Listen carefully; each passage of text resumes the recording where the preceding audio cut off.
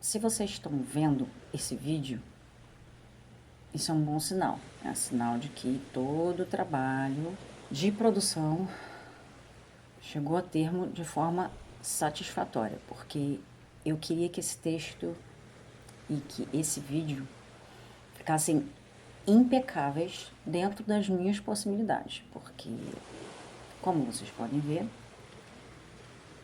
meu equipamento ainda é precário, meu som, meu vídeo são bastante precários, mas a boa vontade tá lá em cima. Então, se vocês estão vendo essa versão editada do vídeo, sinal de que deu tudo certo. Então, vamos a ele.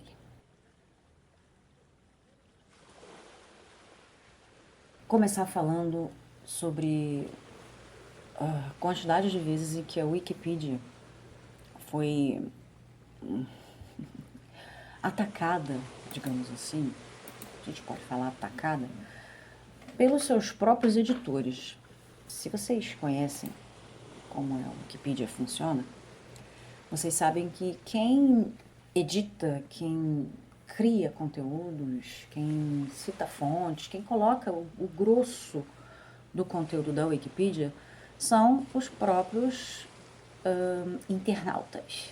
Para usar uma palavra bem antiguinha, são os próprios usuários do sistema, da internet. São as pessoas que acessam, que utilizam e que contribuem com a Wikipedia. Inclusive, wiki, né, já tem esse conceito, né? Wiki. Tudo que é wiki é criado, é gerado com a participação das pessoas que acabam se beneficiando. Então, você vai na Wikipedia para ler alguma coisa sobre um determinado assunto que te interessa. E aí você vai navegando e vai vendo que tem coisas que estão incompletas, que tem coisas que não tem fontes citadas. Aí você vai lá, pesquisa rapidinho, procura, ou então você tem alguma informação que não está na internet, mas que você pode inserir um jornal, uma coisa assim. Agora é mais raro isso acontecer, mas acontecia. E ainda pode acontecer. Fotos, documentos, e você pode inserir nesse verbete da Wikipedia. E de qualquer outra wiki, de qualquer outro wiki site que tem por aí. Inclusive tem muitas séries, coisas da parte de literatura, parte de televisão, cinema, enfim. Tudo tem as suas wikis aí específicas, né? Vou mostrar para vocês que, assim como tem aquele pessoal que está com boa vontade, está disposto a sempre atualizar esses sites com informações mais verídicas e completas possível, também temos o outro lado da moeda. São as pessoas que atacam e estragam algum texto da Wikipedia. Às vezes até com boas intenções. A pessoa acredita naquilo, acredita que aquilo aconteceu, ou que aquilo é uma verdade, e aí coloca, às vezes com maldade mesmo, às vezes por maldade mesmo, né? Tipo um vandalismo, se é que a gente pode usar essa palavra, um vandalismo virtual. Então, assim, a Wikipedia é o maior exemplo disso, né? Vive sendo editada, algumas vezes esses verbetes são atacados e isso é feito principalmente por revisionistas, pessoas que alteram dados importantes em prol de uma visão parcial de um fato ou de algum personagem histórico e às vezes até mesmo deturpando informações, ou seja, mudando uma informação, colocando algo que não é verdade. Isso é um reflexo de como as narrativas, que a gente já vem falando, né, bastante, são usadas sempre para forçar a opinião pública, com isso alterar eventos futuros baseado em fatos que, na verdade, não aconteceram. Pelo menos não na forma como essas pessoas estão tentando narrar. É mais ou menos como se você levasse um soco na barriga e tá lá na delegacia resolvendo o BO e o seu agressor dissesse que você deu uma barrigada no punho dele. Sacou? É mais ou menos isso. Ou se alguém te dá um tapa e depois fala que ia só fazer um carinho em você, mas não mediu a força. Eu sei, são exemplos esdrúxulos, mas servem ao seu propósito, que é de mostrar o absurdo que é o negacionismo histórico.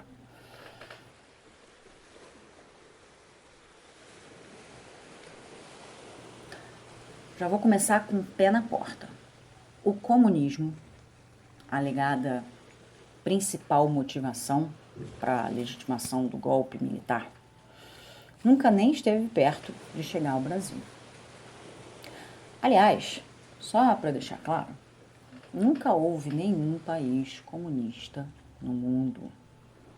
Tivemos, no máximo, a primeira etapa, que são as revoluções e a instauração do socialismo, que nada mais é que uma etapa de transição de um sistema para o outro. Não dá pra gente dormir capitalista e um belo dia acordar num mundo comunista. Não tem como isso acontecer. Nem mesmo se a pessoa mais poderosa do mundo resolvesse tomar conta do mundo e declarasse amanhã o mundo inteiro é comunista. Isso não tem como acontecer. O comunismo enquanto sistema não tem como ser implantado da noite para o dia, por N razões que não cabe aqui explicar. Mas quero explicar por que surgiu esse conto da carochinha de que o Brasil seria tomado pelos comunistas e por que, afinal, as pessoas tinham e têm tanto medo de que isso pudesse ou possa acontecer.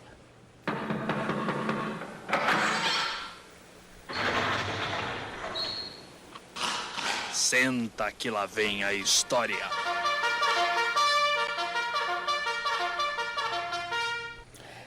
É difícil traçar uma linha do tempo em se tratando de história, por N razões, né? Porque a história é dinâmica, a história não acontece assim, uma coisa depois da outra, depois da outra. A história se conecta no tempo e no espaço com outras coisas, com outros lugares, com outros eventos. Então é mais uma teia do que uma linha. Mas eu vou tentar simplificar aqui, até para ficar tranquilo, para colocar as imagenzinhas, enfim, fazer um desenho do que aconteceu naquele ano de 1964, no que culminou com o que aconteceu ali. Vamos começar com o fato em si. A partir daí, que foi o ato do golpe. Depois a gente vai explicando os desdobramentos ou explicando que linha da teia que puxou aquilo ali. Pelo que os cientistas políticos contam, o golpe só foi possível porque não só os militares, mas a sociedade civil concordava. E aí cabe uma explicação. O que é a sociedade civil? É aquele grupo de pessoas que tem voz, aquele grupo de pessoas que supostamente representariam a voz do povo. O que a gente sabe que não é bem isso. Não são 200 mil na Paulista segurando faixas e bandeiras que podem dizer algo em meu nome ou em nome de toda uma população aí de mais de 200 milhões. Mas essa sociedade civil, e na época ela era representada pela igreja, por setores, por grupos religiosos e por institutos fundados, inclusive com apoio financeiro do governo americano, isso já está provado, né? Eram esses grupos que se diziam representantes da voz do povo. Eram essas pessoas que estavam apoiando também uma mudança, uma atitude para combater uma suposta ameaça que vinha de supostos comunistas. Era isso que estava acontecendo. A influência dessas instituições, desses grupos, dessa sociedade com financiamento estrangeiro foi essencial, criando uma campanha ideológica para esvaziar o apoio ao governo e unir as classes sociais contra o João Goulart. A historiografia e a ciência política críticas no Brasil têm documentado de forma consistente a ação política e ideológica de setores civis e duros das Forças Armadas, apoiados pelos serviços de inteligência do governo norte-americano, no planejamento e consecução do golpe de 1964. Toledo, 2004, página 44. E qual foi a argumentação desses grupos? A de que João Goulart queria implantar uma ditadura comunista. Com base em quê? Nas reformas de base que Jango queria implementar. Essas reformas eram comunistas? Que nada. Ele só queria implantar coisas básicas, como a reforma agrária, a reforma educacional, entre outras. A maioria dessas reformas propostas, inclusive, entraram para a nossa Constituição de 1988. Ou seja, ele estava querendo consertar algumas coisas, mas nem de longe essas mudanças pretendidas iriam dar início a uma mudança do sistema de produção, na qual os trabalhadores, que são os que produzem os bens de consumo, são os que controlam os meios de produção, em vez da burguesia. Sacou? Isso seria o comunismo. Aliás, se você não sabe explicar o que seria o comunismo, não vai conseguir entender o tamanho do absurdo que o Brasil estava caminhando para uma ditadura comunista. E dizer isso, sabe, coisa de quem, no mínimo, estava bem por fora. Desculpa, eu não estou querendo chamar você de ignorante, mas só por via das dúvidas, eu vou deixar umas fontezinhas aqui embaixo para você dar uma olhadinha, ter aquele seu momento, mas eu vou assumir aqui que você ainda acharia plausível as pessoas terem esse medo. Vou trazer então um conceito bem interessante pelo qual a teoria do Marx se baseia, e você vai perceber que tem muita coisa que não encaixa no discurso dos negacionistas e de muita gente boa que está indo na onda e pedindo a volta da ditadura. Vamos lá?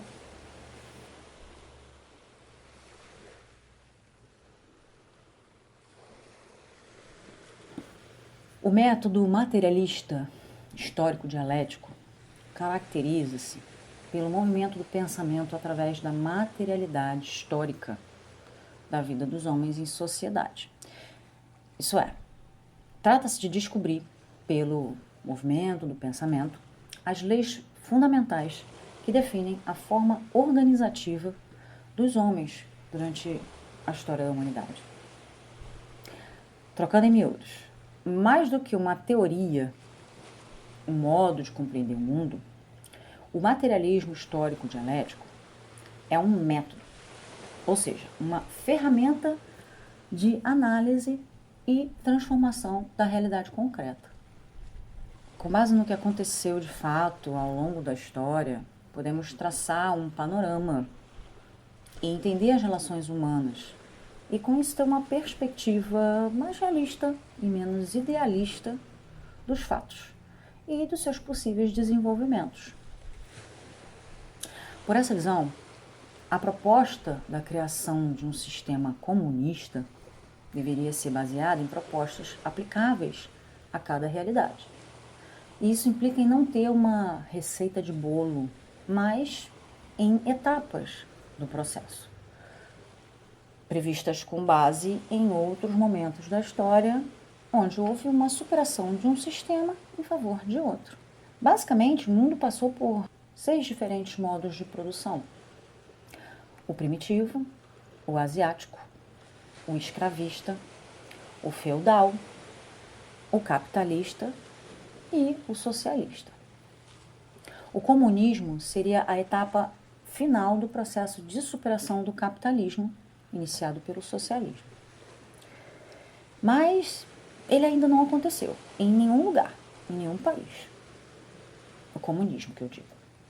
Então, se você tem medo de que os trabalhadores passem a gerir os meios de produção e que as necessidades básicas sejam supridas de forma livre, fique tranquilo. Isso ainda não aconteceu. E, em se tratando de Brasil, pelo menos, está virando um sonho cada vez mais distante. A propósito, a superação do capitalismo não quer dizer que não vai mais existir dinheiro, moeda, ou que todo mundo vai virar pobre. Não, tá? Até porque o conceito de rico e pobre é exatamente esse o problema que a gente quer eliminar. Ninguém vai ser pobre porque ninguém vai ser rico. Sacou? Mas ninguém vai ser rico. Não, porque não vai precisar ter isso. Essa dicotomia rico-pobre. Pode ficar tranquilo aqui. Você não vai ficar pobre. Você não vai correr o risco de ver nenhum líder seu, regional, nadando em dinheiro, guardando dinheiro, porque isso não vai ser necessário. Essa, pelo menos, é a concepção que se tem. Mas depois eu explico melhor, se vocês quiserem, não tem problema não. É só deixar lá nos comentários que a gente conversa um pouquinho mais sobre esse ponto aí. Ok? Como é que a gente pode ter comércio e serviços sem ter capitalismo? Ok?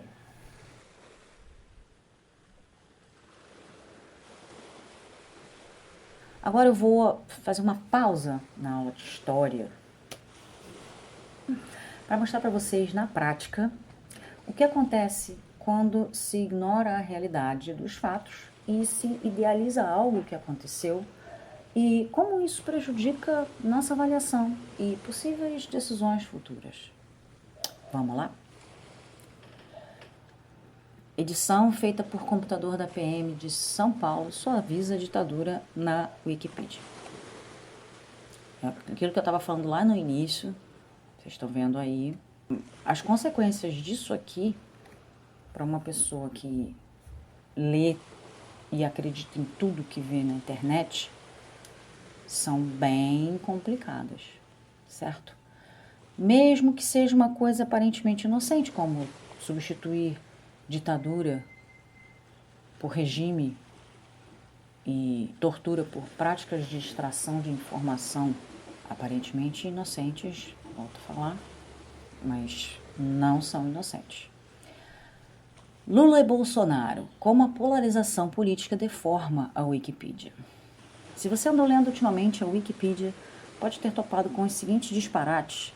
Segundo o artigo da Manuela Dávila, a vice na chapa de Fernando Haddad participou do esfaqueamento de Jair Bolsonaro e, na verdade, se chama Joseph Stalin. O texto sobre Fernando Henrique Cardoso informava que ele se chama Luiz Inácio Lula da Silva. A página sobre Jair Bolsonaro, de uma hora para outra, deixou de exibir a explicação sobre os planos dele para explodir a adutora do Rio Guandu, pelo qual ele foi processado quando ainda estava na ativa, no fim dos anos 80. Também chamaram o candidato à presidência de ladrão e de meu presidente em 2018. Claro que, obviamente, depois de identificadas essas alterações, provavelmente pelos próprios usuários que estranharam, a Wikipedia retornou às informações, às edições originais. Mais um aqui. Servidor do governo troca ditadura militar por regime militar, em artigo na Wikipedia. As palavras têm poder. Quando eu deixo de especificar esse período como sendo uma ditadura, eu altero a dinâmica de funcionamento daquele sistema de governo. O que é uma ditadura? Ditadura é um governo onde uma pessoa ou um grupo específico tomam todas as decisões pela lógica, sem levar em consideração os interesses do restante das pessoas que estão ali.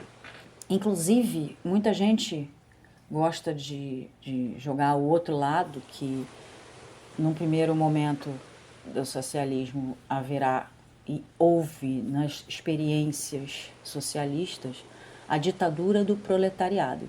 E aí as pessoas falam, mas vocês querem implantar ditadura. O que é realmente a ditadura? Sim, a ditadura é o governo onde uma pessoa ou um grupo toma as decisões. Quando a gente fala de ditadura do proletariado, quer dizer que os proletários, ou seja, o grupo de trabalhadores, é que vai tomar as decisões. Isso está correto. Isso não tem erro nenhum aí. Essa informação procede. O problema é que quando a gente fala em ditadura, e isso me ajuda até aqui nessa argumentação. Quando a gente fala de ditadura, a pessoa pensa em algo ruim, simplesmente porque todas as ditaduras, sem ser as do proletariado, todas as ditaduras davam plenos poderes a uma pessoa da elite, a uma pessoa que não estava preocupada com os interesses do povo.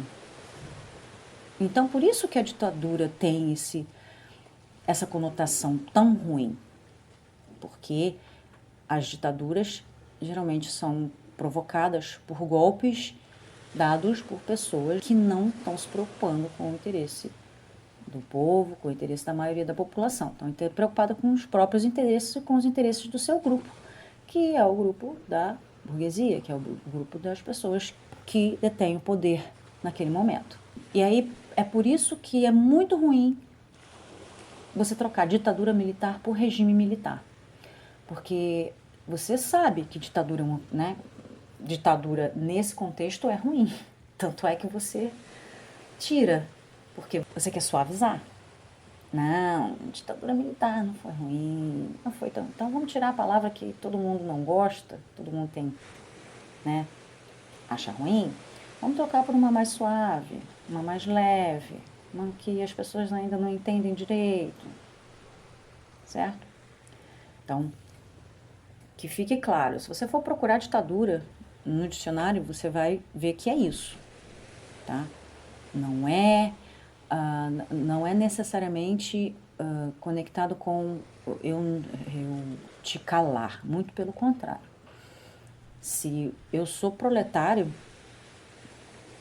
e a maioria das pessoas que vivem num país é proletário, porque a maioria das pessoas está integrando a força de trabalho, nós somos os que constroem, que produzem, que prestam os serviços, e esse governo nos dá plenos poderes de tomar decisões, isso só pode ser bom para a gente. Claro que isso não vai ser bom para o outro lado, que é o lado que está agora no poder, que é o lado dos poderosos agora, dos burgueses, dos empresários, dos políticos que estão atualmente no poder. Não vai ser bom para eles? Sim, não vai ser bom para eles no sentido de que a primeira coisa, provavelmente, que vai acontecer é que a gente vai frear esse ímpeto de acumulação que causa essa desigualdade social entre a gente. Só isso aí já é péssimo para eles, certo? O resto vocês deduzem aí se vai ser tão ruim assim para a gente, para a população. Eu sou capaz de apostar que não. Diferenças entre edições de Emílio Garrasta... Ai, não consigo falar o nome desse cara. O Médici. Aí tem aqui as diferenças, enfim. Isso aqui fica lá no banco de dados deles lá. E eles conseguem retornar para as edições anteriores, quando tem uma alteração que está em desacordo, né? Eles conseguem fazer, igual a restauração do Windows, né? Eles conseguem restaurar a edição que estava correta, né, até então. Temos aqui Brasil Paralelo, uma parte, né, um outro recorte aqui sobre o Brasil Paralelo. Tentaram mexer também, só que, enfim, tá aqui. Brasil Paralelo é o nome fantasia da LHT Higgs Limitada, uma empresa brasileira fundada em 2016 em Porto Alegre. A empresa faz cyberativismo através de filmes com formato documentário sob viés de direita política, especificamente a nova direita, e do cristianismo. Além de ter publicado notícias falsas, o discurso do Brasil Paralelo é considerado milenarista e conspiracionista. Historiadores também criticaram a empresa pelo conteúdo negacionista e anti-intelectualista dos vídeos, que distorcem fatos históricos como a ditadura militar, a escravidão e a colonização do Brasil, e promovem as teorias conspiratórias e negacionistas de Olavo de Carvalho, Jair Bolsonaro e Ernesto Araújo. Essa era até 8 de setembro a definição de Brasil Paralelo na Wikipedia. O usuário FM Donadel, que se identificou como advogado da produtora gaúcha, discordou do texto e no fórum de discussões de verbete da Enciclopédia Digital pediu alterações na página, alegando que as atuais informações nela inseridas são inverídicas e foram escritas para denegrir a imagem da empresa. O verbete da produtora Brasil Paralelo na Wikipedia é uma página protegida, isso é, atualmente há restrições para editar o texto. Proteger uma página é uma medida extrema reservada a casos nos quais a discussão não surte mais efeito, informa a Wikipedia. Tentamos colaborar na página da Wikipedia, mas não podia mais editar, corrigir informações e submeter fontes novas no verbete. Aí nosso escritório jurídico entrou em cena, diz Lucas Ferrugem, um dos fundadores da produtora Brasil Paralelo, que considerou o texto absurdo e difamatório. O verbete é alvo de disputa de narrativas, definem Lucas Pentar e Pedro Tonhaso Terres, autores da história na Wiki, um desdobramento do projeto Teoria da História da Wikipedia, realizado pelo Núcleo de Estudos em Políticas da Escrita, da Memória e da Imagem da UFSC, Universidade Federal de Santa Catarina. Isso quer dizer que as palavras Brasil Paralelo despertam discussões entre os usuários que ajudam a construir a enciclopédia digital, que, de fonte duvidosa nos seus primórdios, passou a baliza para quem navega na internet, inclusive mediante parcerias com universidades. Perceberam o quanto isso pode ser danoso? E a Wikipedia percebeu isso também, ao ponto de que existem verbetes que nem todo mundo pode editar.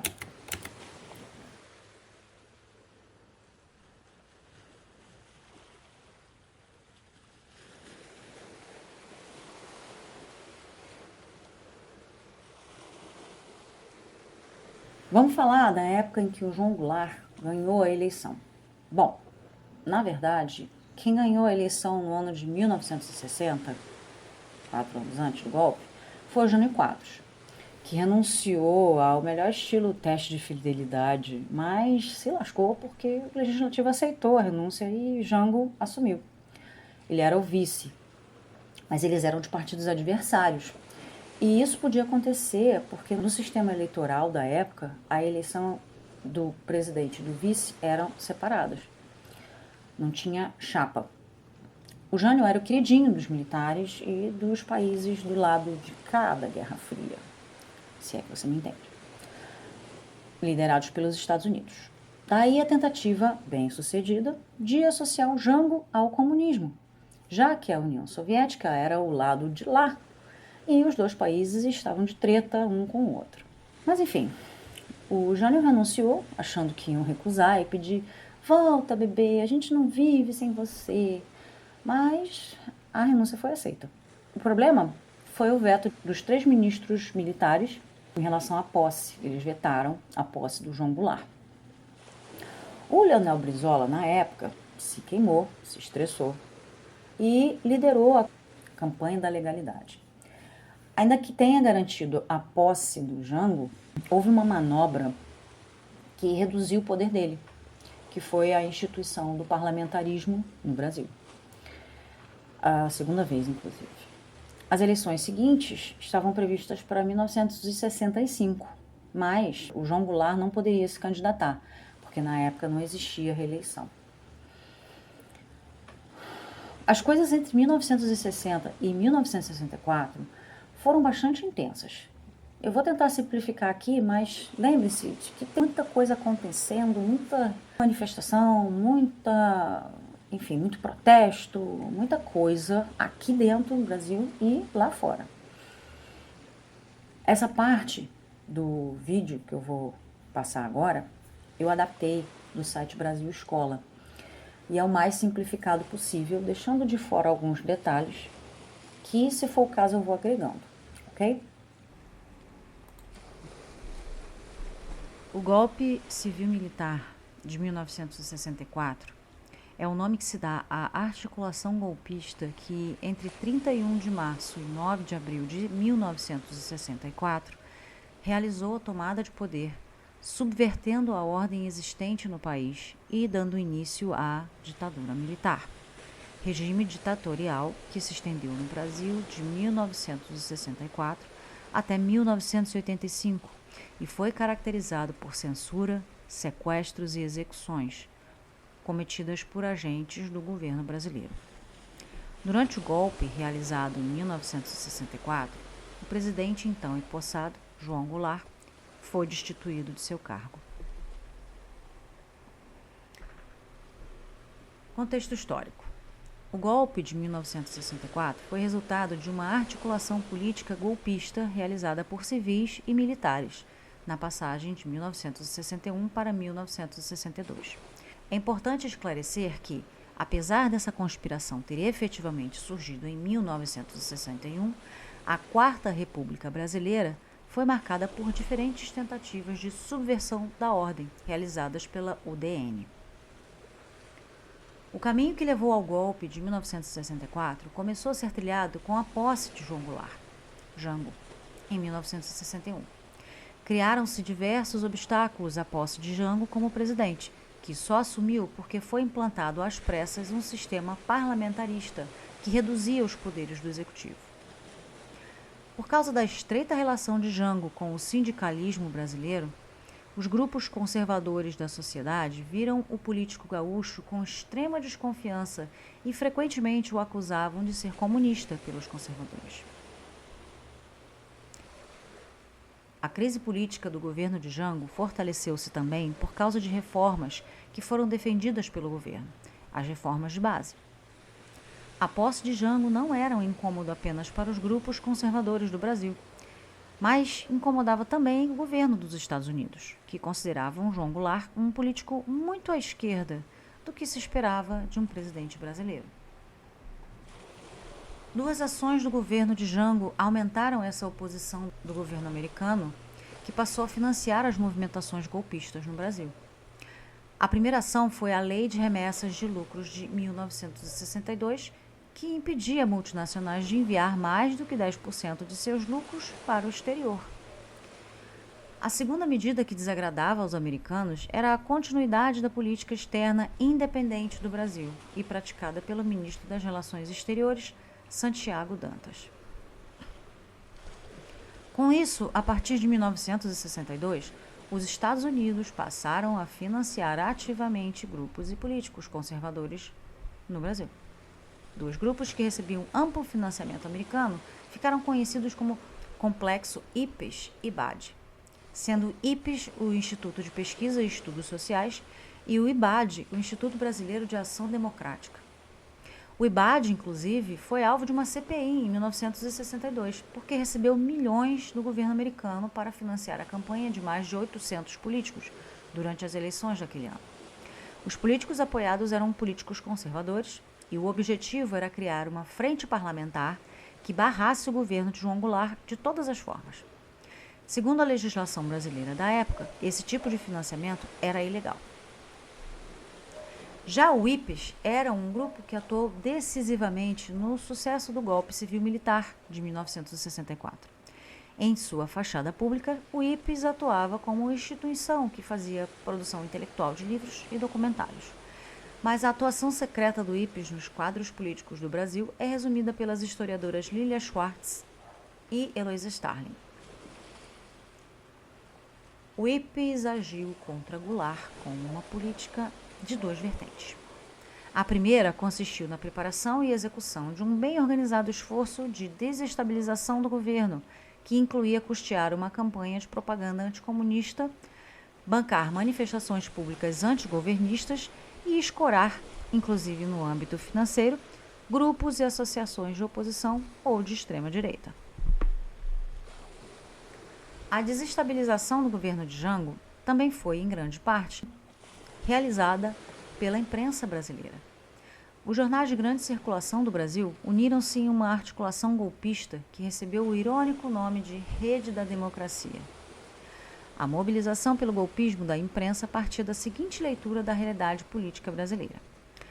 Os jornais passaram a ser peças-chave na conspiração a partir do final de 1963. Tradicionalmente ligada à linha liberal-conservadora, a grande imprensa brasileira consolidou a leitura de que o país caminhava para o comunismo e a subversão do coração do poder, ou seja, a própria presidência da República. Radicalização política. A conspiração em curso contra o governo de João Goulart foi resultado do temor de grupos conservadores com a ascensão dos movimentos sociais, como os movimentos de camponeses, operários e estudantes. A sociedade brasileira estava rachada ideologicamente entre direita e esquerda, e um dos grandes alvos do debate foram as reformas de base. As reformas de base foram um programa estipulado pelo governo Jango, que criou uma agenda e promoveu um debate a respeito de entraves estruturais da sociedade brasileira. Elas estipulavam reforma agrária, tributária, eleitoral, bancária, urbana e educacional. Entre todas essas propostas, a que teve discussão mais avançada nos quadros políticos brasileiros foi a agrária. A reforma agrária dominou o debate político nacional de março até agosto de 1963 e dividiu esquerda e direita.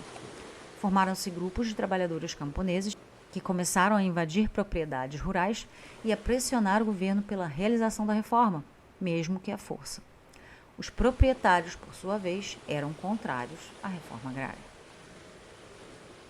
A proposta defendida pela esquerda estipulava que terras com mais de 500 hectares que fossem improdutivas seriam alvo da reforma e que a desapropriação dessas terras seria realizada mediante indenização de títulos da dívida pública a ser resgatados em longo prazo.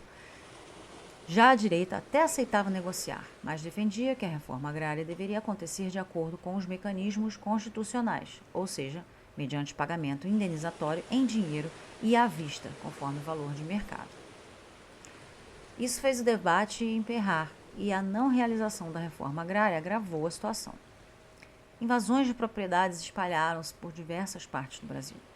Além disso, por causa do desgaste gerado pelo debate, a base parlamentar de Jango, vinculada ao PSD, bandeou-se para a oposição udenista. As dificuldades do governo de Jango aumentavam com a intransigência de muitos grupos da esquerda que queriam realizar as reformas de base a todo custo. Essa ala tinha como grande nome Leonel Brizola, cunhado de João Goulart, havia sido governador do Rio Grande do Sul e, a partir de 1963, tornou-se deputado federal pela Guanabara. Essa atuação radicalizada da esquerda na defesa das reformas de base foi explorada pelos grupos que articulavam o golpe. Assim, um discurso disseminou-se pelo país. Para justificar um possível golpe da direita, cada vez mais disseminou-se a ideia de um golpe da esquerda em gestação. A artimanha da direita foi a de construir equivalência entre a agenda reformista, que pedia mais justiça social e mais democracia, e um golpe contra a liberdade e a própria democracia. Essa assertiva levava a uma conclusão lógica. O eventual golpe da direita, na verdade, seria meramente reativo, portanto, legítima defesa da democracia e dos valores ocidentais e cristãos contra os radicais da esquerda. O grande paradoxo de toda essa situação era que, mesmo com um discurso golpista articulado por imprensa, grupos civis e militares, o apoio popular ao governo de João Goulart era consistente. Dados do IBOPE de março de 1964 apontavam que 45% consideravam o governo vigente bom ou ótimo. E as intenções de voto para uma possível candidatura de Goulart para a disputa presidencial em 1965 eram de 49%. Enfraquecimento de Jango. No final de 1963, a situação no Brasil era caótica. Camponeses e operários urbanos estavam sublevados, as esquerdas exigiam a ampliação das reformas e defendiam uma postura mais enérgica do governo, e as direitas articulavam-se com as forças armadas pela tomada do poder. Nesse contexto, João Goulart deu demonstrações de enfraquecimento. Em 12 de setembro de 1963, aconteceu em Brasília a Revolta dos Sargentos. Essa revolta foi motivada pela insatisfação dos sargentos, que haviam sido proibidos pelo Supremo Tribunal Federal de ocupar cargos no Legislativo. Os sargentos rebeldes dominaram prédios governamentais em Brasília, mas foram rapidamente contidos e a situação foi colocada sob controle. Como nenhuma ação punitiva foi tomada por Jango, o governo transpareceu um ar de impunidade para certa ala das Forças Armadas, caso houvesse outras rebeliões. A segunda demonstração de enfraquecimento ocorreu em outubro de 1963, quando João Goulart apresentou ao Congresso uma proposta de decreto de estado de sítio por 30 dias. Há bastante divergência na historiografia acerca dessa medida tomada por Jango. O historiador americano Thomas Skidmore afirma que Jango havia sido induzido por seus ministros militares para intervir contra a violência causada pelos movimentos sociais e para intervir no estado da Guanabara por causa das declarações de Carlos Lacerda contra os militares brasileiros. Já o jornalista Hélio Gaspari trata isso como uma tentativa de golpe por parte de João Goulart. A proposta foi rejeitada pelos parlamentares de todos os grandes partidos, o DN, PSD e PTB. 3 dias depois, Jango retirou a proposta do Congresso. A soma dos dois eventos abalou profundamente a imagem de Jango. Março de 1964 e o golpe. A situação no Brasil continuou extremamente instável e, em março de 1964, tomaram-se as ações que definiram o destino do país. A conspiração dos grupos da extrema-direita estava a pleno vapor e uma ação de Jango desencadeou de maneira antecipada o golpe no Brasil. Em 13 de março de 1964, foi realizado o Comício da Central do Brasil. Esse comício mobilizou de 150 mil a 200 mil pessoas.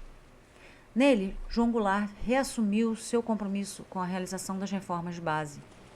O discurso de Jango deu a entender que o presidente havia abandonado a política de conciliação e que partiria na defesa das reformas de base junto aos movimentos sociais.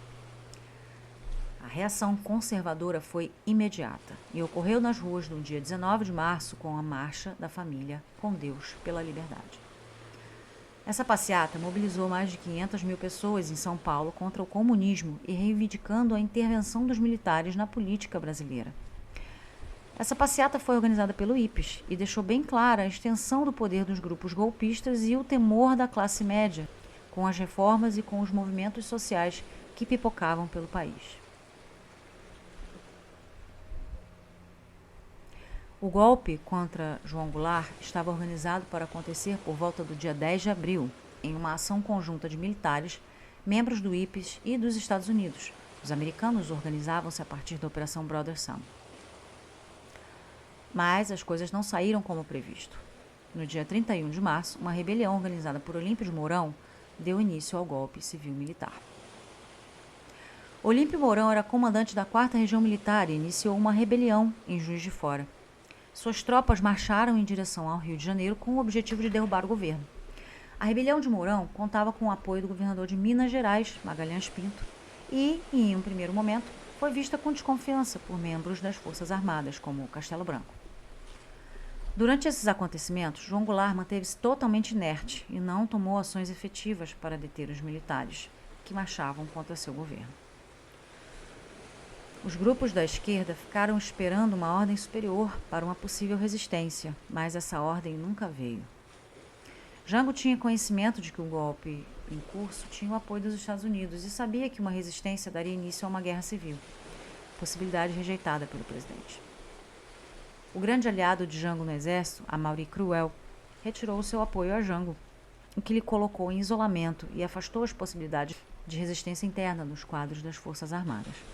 Enquanto os militares marchavam contra o governo, os parlamentares brasileiros resolveram agir e no dia 2 de abril de 1964, Auro de Moura, senador da República, declarou vaga a presidência da República e abriu o caminho para que a junta militar tomasse o poder do Brasil.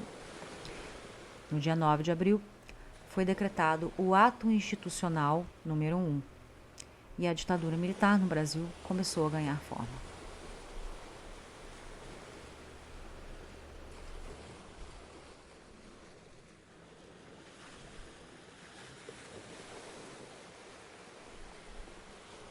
Depois que isso tudo aconteceu, Foram 21 anos de um regime de perda de direitos, manobras político-econômicas e muita maquiagem para fazer parecer que estava tudo às mil maravilhas, quando, na verdade, as coisas só estavam boas para quem não criticava o regime de exceção.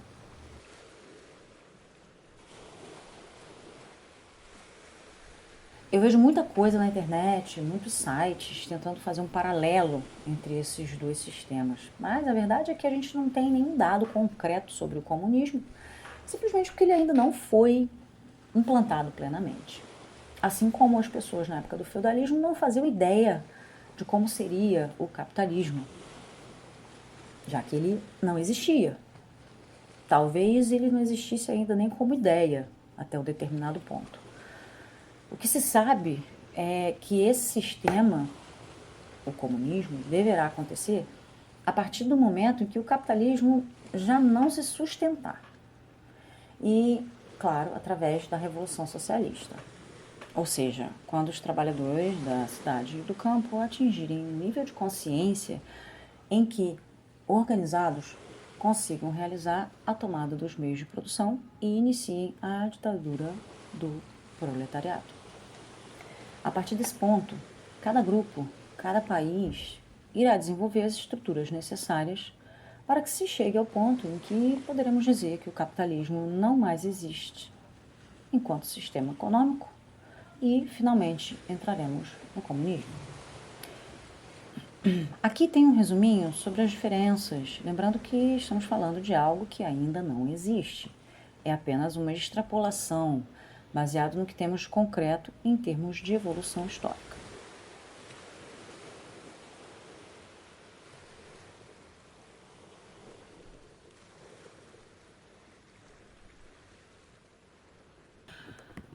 Por fim, gostaria de convidar vocês para duas reflexões. Uma, depois de tudo que eu falei aqui, você realmente acha que estávamos sequer perto de uma forma de comunismo? E outra, você acha válido, em nome de acabar com o advento de um sistema supostamente ruim, que um povo permita que seus direitos sejam retirados e que você não possa nem reclamar disso depois, correndo o risco de desaparecer? Comenta aqui embaixo o que você acha do que eu falei, se faz sentido. Leia as fontes que eu citei. Não, você não precisa acreditar em mim, eu não sou professora de história, eu não sou historiadora, sou completamente leiga no assunto. Qualquer coisa, pode reclamar. O debate aqui é aberto, diferente de 60 anos atrás.